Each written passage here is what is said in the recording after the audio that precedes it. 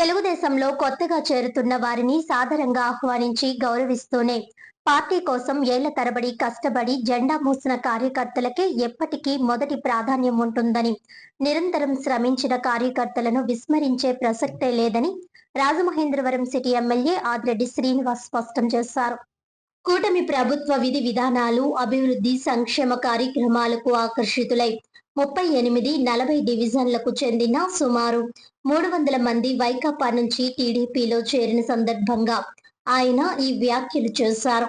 సీతంపేట వద్ద ఎమ్మెల్యే ఆదిరెడ్డి శ్రీనివాస్ ఆధ్వర్యంలో బుడ్డిగ రవి, సింహ వెంకటేష్ సారథ్యంలో 38-40 డివిజన్లకు చెందిన సుమారు 300 మంది తెలుగుదేశం పార్టీలో చేరారు. ఎమ్మెల్యే ఆదిరెడ్డి శ్రీనివాస్ పార్టీ కండువాలు కప్పి వారందరినీ టీడీపీలోకి సాదరంగా ఆహ్వానించారు.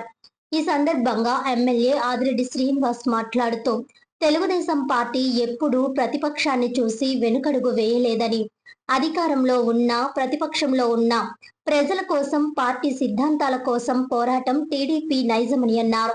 వైకాపా పార్టీ ప్రజలను, కార్యకర్తలను డబ్బులతో ఆకర్షించి సమావేశాలకు తీసుకురావాల్సిన పరిస్థితి ఏర్పడిందని విమర్శించారు.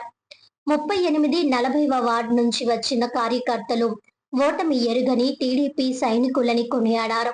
పార్టీలో చేరికల విషయంలో టీడీపీకి స్పష్టమైన విధానం ఉందని, ఆయా వార్డుల్లో ఏళ్ల తరబడి పార్టీ జెండా మోసిన కార్యకర్తలు, నాయకుల అభిప్రాయాలను తీసుకున్న తర్వాతే చేరికలు చేపట్టాలని పార్టీ ఆదేశాలు ఉన్నాయని తెలిపారు.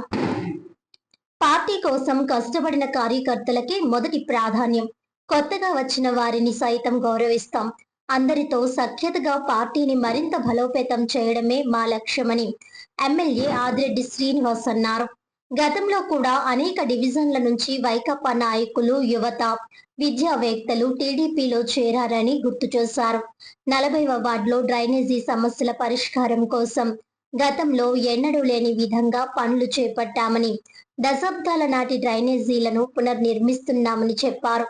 ప్రభుత్వ నిధులతో పాటు భవానీ చారిటబుల్ ట్రస్ట్ ద్వారా కూడా ఇచ్చిన హామీలను అమలు చేస్తున్నామని పేర్కొన్నారు. కానవరం, పల్లకడియం ప్రాంతాల్లో ఇళ్ల పట్టాలకు చట్టబద్ధత కల్పించే దిశగా చర్యలు తీసుకుంటున్నామని, బురుగుపొడి ప్రాంతంలో ప్రత్యామ్నాయంగా భూమి సేకరించి అర్హులైన వారికి ఇళ్ల స్థలాల విషయంలో న్యాయం చేసేందుకు కృషి చేస్తున్నామని వెల్లడించారు.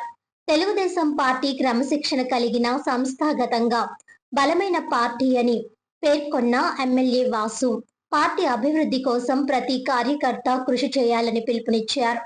కష్టపడిన ప్రతి కార్యకర్తను గుర్తించి రాజకీయంగా తగిన అవకాశాలు కల్పిస్తామని హామీ ఇచ్చారు.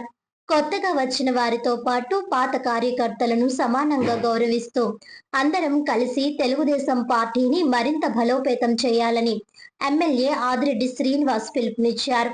టీడీపీ నగర అధ్యక్షులు మజ్జి రాంబాబు అధ్యక్షతన జరిగిన కార్యక్రమంలో మాజీ ఎమ్మెల్సీ ఆదిరెడ్డి అప్పారావు, ఏపీ సెట్టిబుల్స్ corporation chairman Kudupudi Sattibabu, TDP రాష్ట్ర కార్యనిర్వాహక కార్యదర్శి ఎర్ర వేణుగోపాల్ రాయుడు, జిల్లా ప్రధాన కార్యదర్శి కాశీ నవీన్ కుమార్, నాయకులు ఉప్పులూరి జానకి రామయ్య, చల్లా శంకర్రావు, కోళ్లబాబు, బుడ్డిగ గోపాలకృష్ణ, దొండపట్టి సత్యంబాబు, నందివడ దినేష్, దాస్యం ప్రసాద్, చాపల చిన్నరాజు, తురకల నిర్మల, గొర్రెల రమణి, మీసాల నాగమణి, తుల్లి పద్మ, అధిక సంఖ్యలో ప్రజలు పాల్గొన్నారు.